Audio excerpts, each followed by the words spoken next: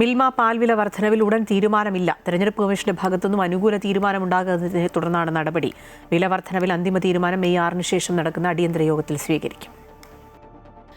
തെരഞ്ഞെടുപ്പ് പെരുമാറ്റച്ചട്ടം നിലനിൽക്കുന്ന സാഹചര്യത്തിൽ മിൽമ പാൽ വില വർധനവ് സംബന്ധിച്ചുള്ള തീരുമാനം ഉടനില്ലെന്ന് മിൽമ ചെയർമാൻ KS മണി വ്യക്തമാക്കി.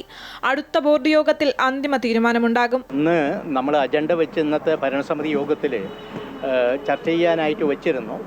അതോടൊപ്പം തന്നെ പെരുമാറ്റച്ചട്ടം നിലവിലുള്ളതുകൊണ്ട് പെരുമാറ്റച്ചട്ടം ഒന്ന് റിലാക്സ് ചെയ്ത് തരുന്നതിന് വേണ്ടി തെരഞ്ഞെടുപ്പ് കമ്മീഷന് നമ്മൾ കത്തും കൊടുത്തു.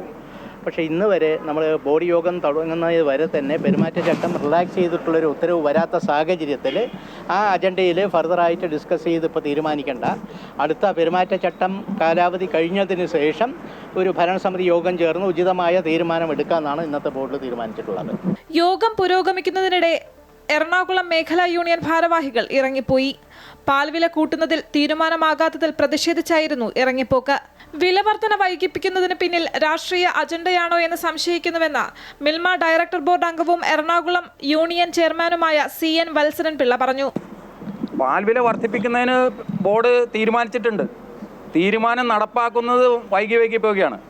നമ്മുടെ അവകാശം എന്ന് പറയുന്നത് നമുക്ക് ഇന്ന് കിട്ടേണ്ട അവകാശം ഇന്ന് കിട്ടണ്ടേ? ഇനി മാറ്റി വയ്ക്കുന്നത് കൊണ്ട് പ്രയോജനമുണ്ടോ? അപ്പോൾ ഇത് 2025 ഡിസംബറിൽ തീരുമാനിച്ച കാര്യം ഇതുവരെയും നടപ്പാക്കാത്തതിൽ പ്രതിഷേധിച്ചാണ് ഞങ്ങൾ ഇറങ്ങിപ്പോകുന്നത്.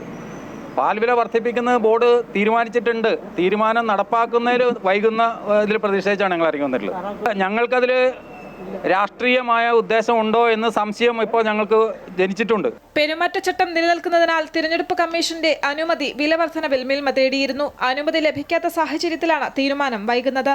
അമൃത ന്യൂസ്, തിരുവനന്തപുരം.